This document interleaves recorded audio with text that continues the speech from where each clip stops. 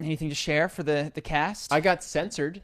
Yeah. It was awkward. We already talked about it, Yeah. so we don't have to rehash it. But we were talking about politics, and somebody said, what you said upset me. I said, cool, let's talk about why it upset you. Let's like come to terms. Am I wrong? Are you wrong? Like, let's do a melding of the minds and come up with whose makes more sense.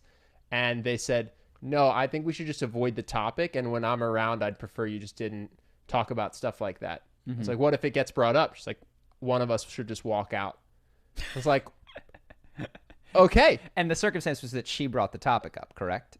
I don't remember. Okay. I don't remember. But I just thought it was interesting because no one else in my life is like that. Yeah. And it was Ben Shapiro's whole catchphrase is facts over feelings. But I've never watched a Ben Shapiro video, so I didn't understand before it. reels, man. And yeah, Joe Rogan talks about sensitive people and how they don't care about what's right or true. They just care about how they feel.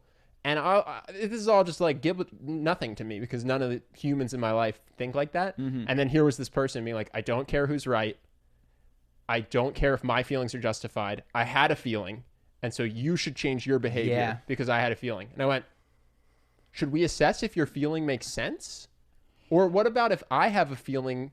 What if you doing something like eating upsets me? Yeah.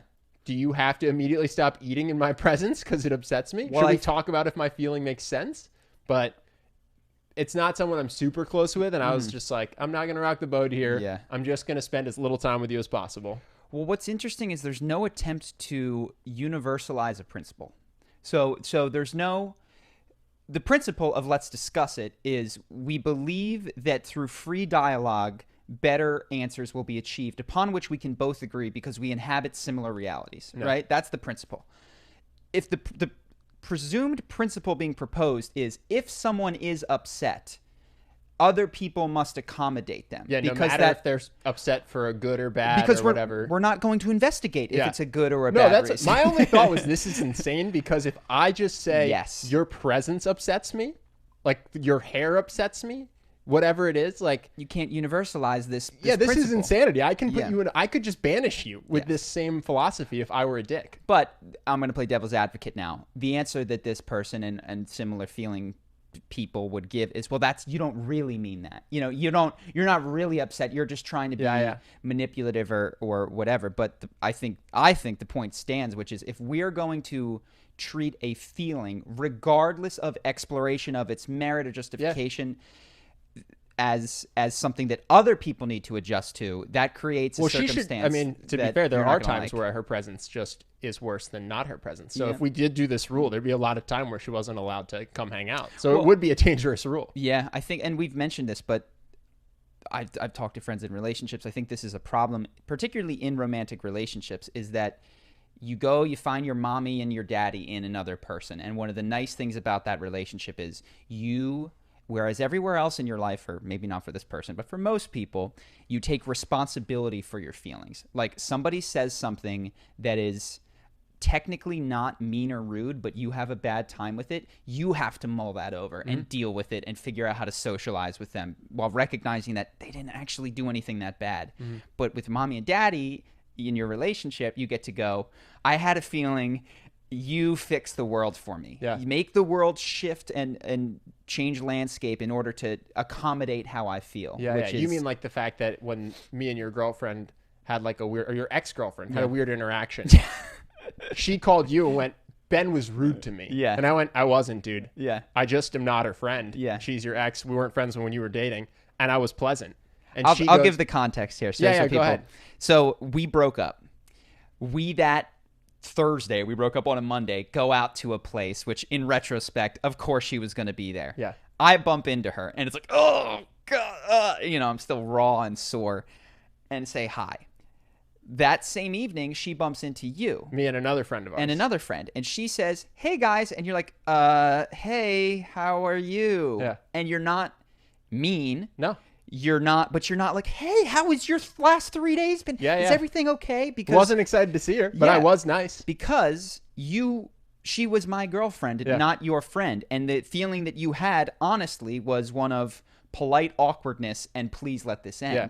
And what she sensed was polite awkwardness.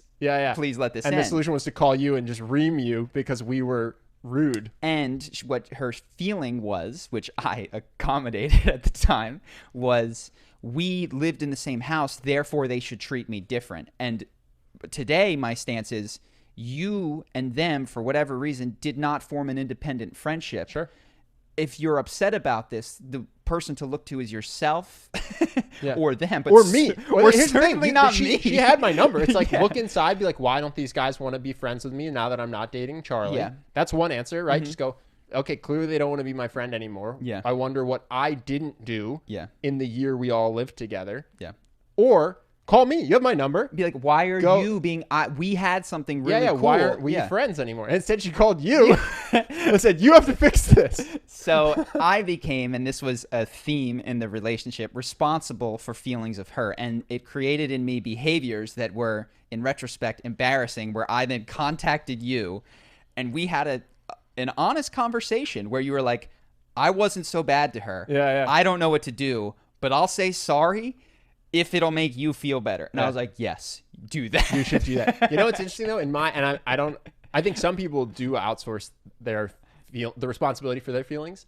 In my relationship, I actually feel like I took responsibility for my girlfriend's feelings and for my own feelings. Yeah. So if I was upset, I would not think, what did she do? How could she change? I was upset. I went, what should I do differently to create a better, like, behavior or reaction or situation in some way, you know? So if I want something more from her, instead of just asking for it or telling her she's not doing it, what can I do to elicit that or create it with my actions? Sweet and make her want I'll to be do that sweeter. thing. I'll do this. Yeah.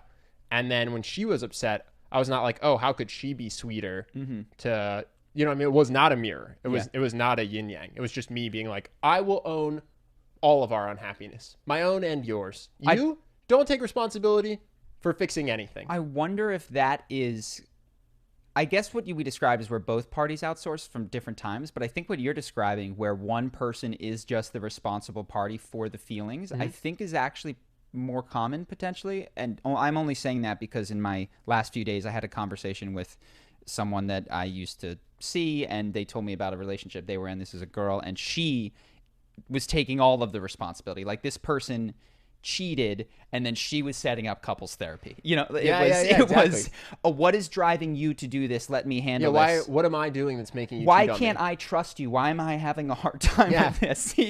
And it was responsibility for both, and then of course the cheating continued and was discovered later. That's and it fascinating. was a sad thing. But yeah, I think that it's important not to idealize the person who takes responsibility, I think, because there's a pathology in both sides. Sure. Yeah. I'm not saying I'm the good guy. The person who's outsourcing responsibility, we see they're being childlike. But the person who's taking all of the responsibility is kind of playing God or control freak, where they think that if they can own everything, they can make the world... Well, I would actually say I just assumed during that relationship, I just assumed everything was my fault. So there's this sense, there's this insecurity that it must be my fault. You know, the person I'm dating is perfect or has the potential to be perfect, and any deviations from that I've created. Why? I don't know, because I blame myself. Yeah, original sin. Yeah. I also think what I see in you, and sometimes is this belief that with enough effort, you can control the world. Sure. That if you just squeezed hard enough, you could shape the world into any shape that your heart just mold it to my will. And there is a weird... That feels good. Yeah, at some point you go, no, I can't. Yeah. My own emotions are enough to... It's a good belief, though, in terms of the sense that it feels good. For a moment. Except for all the havoc it wreaks on your life. Yeah. So... yeah, that was another sad story that I heard last night about just rampant cheating, and it's no good.